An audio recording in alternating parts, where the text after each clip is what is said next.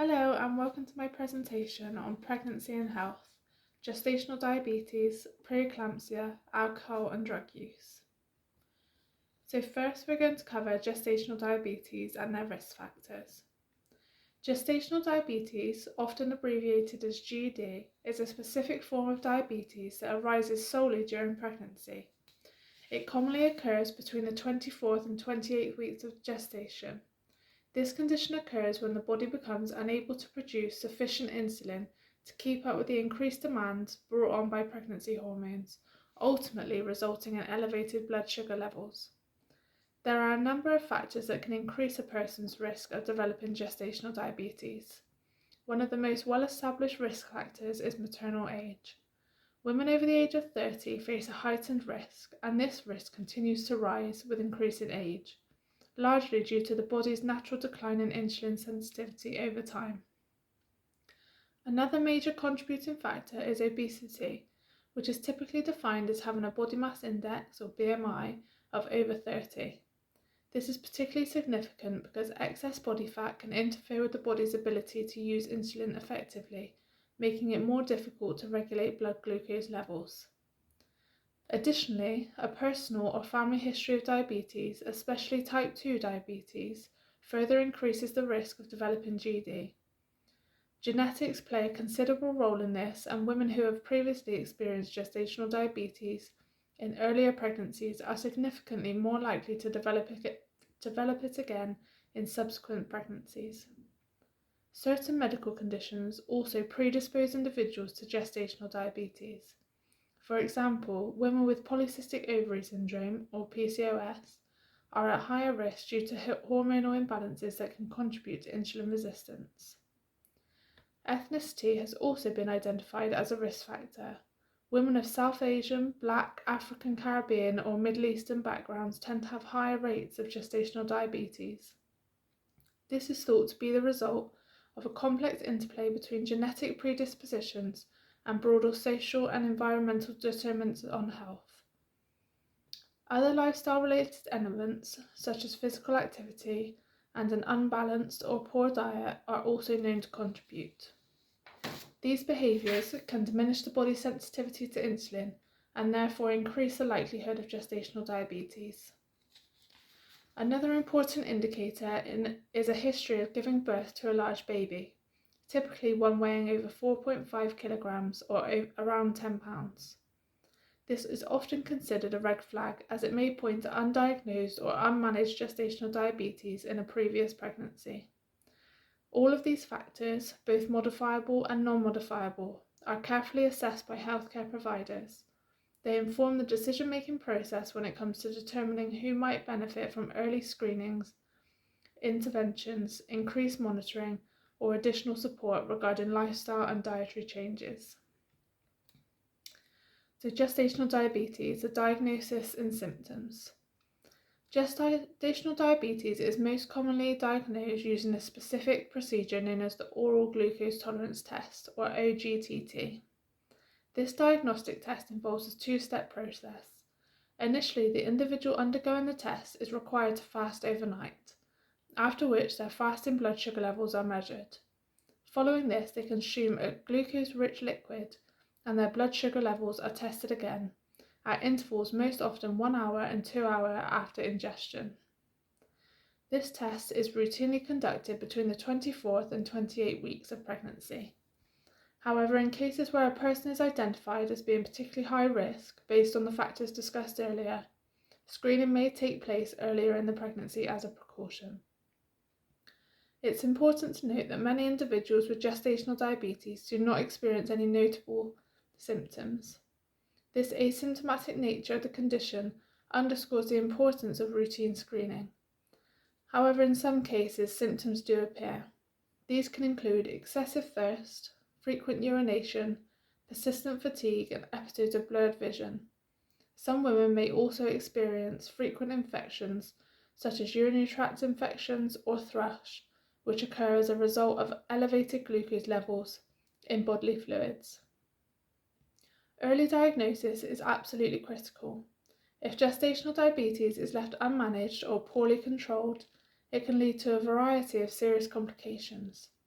These may include premature birth, abnormally high birth weight, and an increased likelihood of requiring a caesarean section.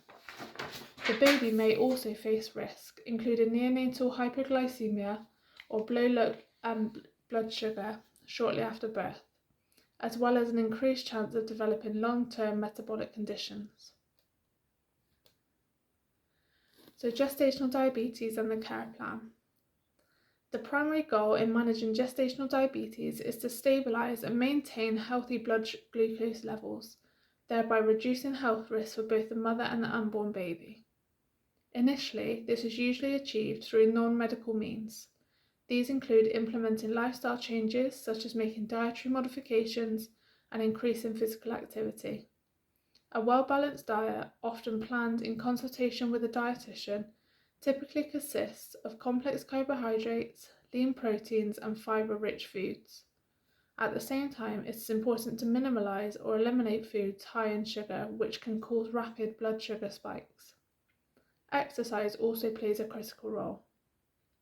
Gentle forms of physical activity such as walking, swimming, or prenatal yoga are generally recommended as these can help improve the body's insulin sensitivity and support blood glucose regulation. Daily blood sugar monitoring is a core component of the care plan. Many women are advised to test their blood glucose levels multiple times each day, often after waking and after meals, to ensure they remain within a safe range. If lifestyle interventions are not sufficient to control blood sugar levels, then medication becomes necessary. This may involve insulin injections or oral medications such as metformin. Additionally, ultrasound scans are performed regularly to track the baby's growth and assess the volume of amniotic fluid, both of which are important indicators of health. After childbirth, most individuals see their blood glucose levels return to normal, but nonetheless it is important to undergo follow-up testing, typically a fasting glucose test or a HbA1c test, to evaluate the risk of developing type 2 diabetes later on. Continued support from healthcare professionals is vital to maintain a healthy diet and weight in the postpartum period, which is essential for long-term health and prevention of future complications. So preeclampsia and the risk factors. Preeclampsia is a serious and potentially life-threatening pregnancy complication that most often develops after the 20th week of gestation. It is marked by a combination of high blood pressure and protein in the urine, and if left untreated, it can cause significant damage to vital organs, including the liver, kidneys, and even the brain. There are several key risk factors that can increase a person's susceptibility to developing preeclampsia. First-time pregnancies are particularly vulnerable, as the body is encountering the physiological demands of pregnancy for the first time. Additionally, maternal age plays a role. Women over the age of 40, as well as those under 20, are considered at higher risk. Multiple pregnancies, those involving twins or triplets, also elevate the risk, as they place extra strain on the body and the placenta. Furthermore, pre-existing medical conditions such as chronic hypertension, diabetes type 1 or 2, kidney disease, and autoimmune conditions like lupus are all strongly associated with increased preeclampsia risk. Obesity, as seen with gestational diabetes, is another major contributor. The same is true for certain ethnic backgrounds. Rates of preeclampsia are disproportionately higher among Black women and women of South Asian descent, likely due to both biological and social health disparities. Women who have conceived through assisted reproductive technologies, including IVF, may also be at greater risk. This is potentially due to differences in placental development or other related factors. Finally, those who have experienced preeclampsia in a previous pregnancy or have a close relative who did are at heightened risk of reoccurrence. Recognizing these risk factors early allows healthcare professionals to implement appropriate monitoring and preventative measures such as prescribing low-dose aspirin or increasing the frequency of antenatal visits. The signs and symptoms of preeclampsia. The signs and symptoms of preeclampsia can vary widely in severity, ranging from relatively mild and manageable to extremely life-threatening and dangerous. For this reason, routine antenatal checkups are essential throughout pregnancy, as they provide opportunities for early detection. The most common indicators of preeclampsia are elevated blood pressure and the presence of protein in the urine, which are measured routinely during prenatal appointments. Swelling in the hands, face, and feet, known medically as oedema, may also occur.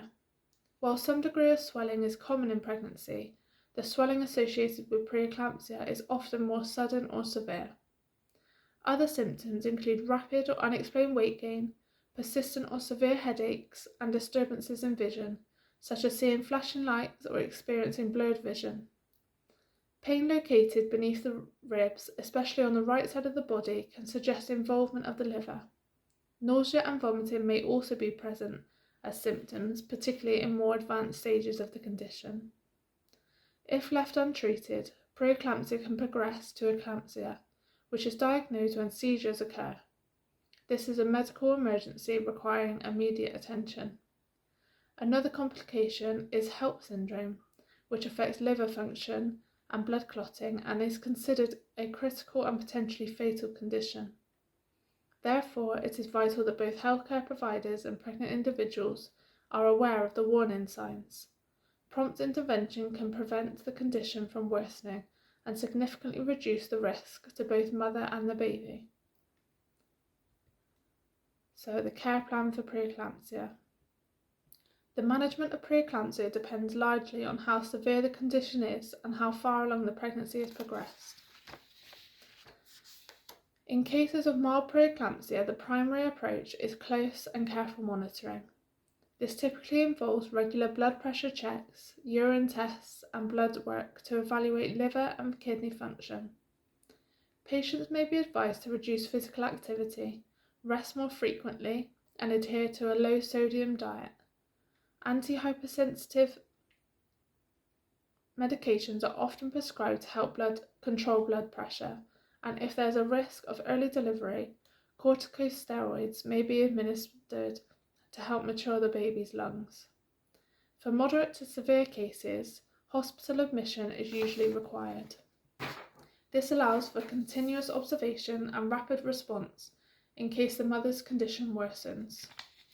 Magnesium sulfate is frequently administered through an IV to prevent seizures, a standard intervention in hospital-based care. Ultimately, in severe cases, delivery becomes the only definitive treatment. Healthcare providers must assess whether early delivery is necessary, weighing the risk of prematurity against the dangers of continuing the pregnancy.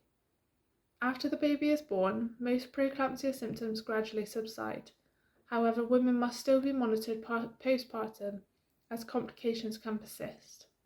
Continued blood pressure monitoring and follow-up care are essential, as preeclampsia may increase the mother's long-term risk of developing cardiovascular disease. It's also crucial that these women receive guidance and monitoring in any future pregnancies. So, eclampsia and complications. Eclampsia is an extremely serious condition that arises when preeclampsia progresses to include seizures. It is classified as an obstetric emergency because it poses an immediate threat to the lives of both the mother and the baby. If not treated promptly and effectively, eclampsia can lead to a host of life-threatening complications. These include stroke, brain damage, pulmonary edema, kidney failure, and a condition known as placental abruption. In placental abruption, the placenta detaches prematurely from the wall of the uterus, disrupting the supply of oxygen and nutrients to the baby and potentially resulting in stillbirth. The maternal mortality rate increases significantly in untreated cases.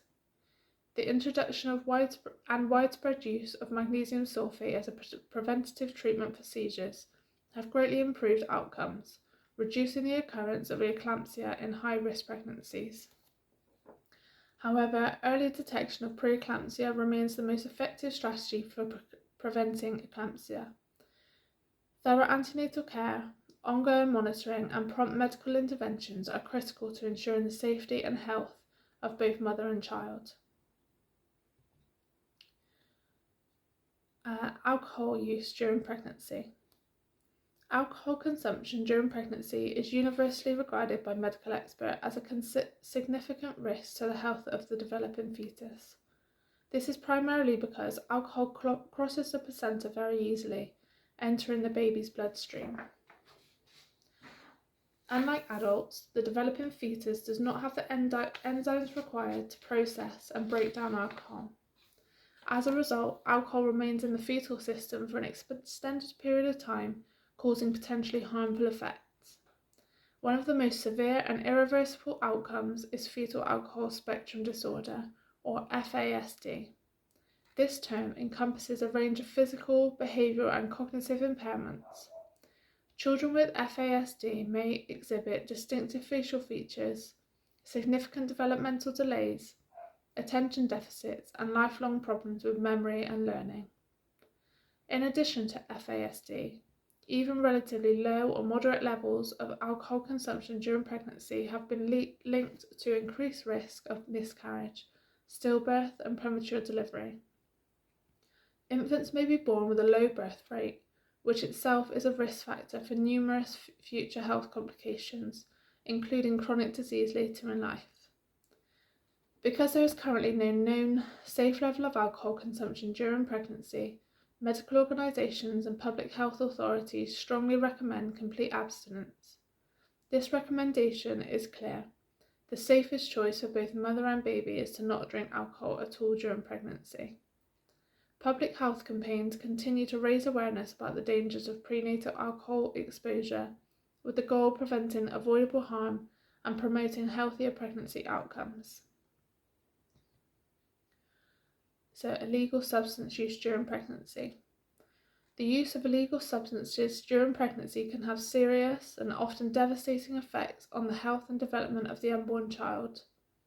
Drugs such as heroin, cocaine, methamphetamine, and cannabis all interfere in different ways with normal fetal development and with the functioning of the placenta. One major consequence of prenatal drug exposure is neonatal abstinence syndrome, or NAS. This condition occurs when a baby who was exposed to drugs in the womb goes through withdrawal after birth. Symptoms of NAS can include excessive and high-pitched crying, tremors, difficulties with feeding, vomiting, and in more severe cases, seizures. These symptoms are not only distressing, but also medically urgent, requiring close monitoring and treatment. Beyond the newborn period, long-term effects of drug exposure can emerge. These may include delays in physical and cognitive development, behavioural problems, and learning disabilities. Research also suggests a potential link between prenatal drug exposure and later diagnosis, such as ADHD, as well as difficulties with emotional regulation. In addition to direct developmental effects, substance use significantly increases the risk of pregnancy complications. These include placental abruption, intrauterine growth restriction, preterm birth, and even sudden infant death syndrome. Each of these outcomes poses a grave threat to the baby's immediate and long-term health. Given these risks, healthcare interventions must be focused on the harm reduction. Support for pregnant individuals should be compassionate and non-judgmental, aimed at encouraging disclosure and participation in treatment. Access to addiction services, mental health support, and multidisciplinary maternity care, integrated obstetricians, midwives, and substance use specialists can dramatically improve outcomes for both mother and her child. That brings me to the end of my presentation. Thank you.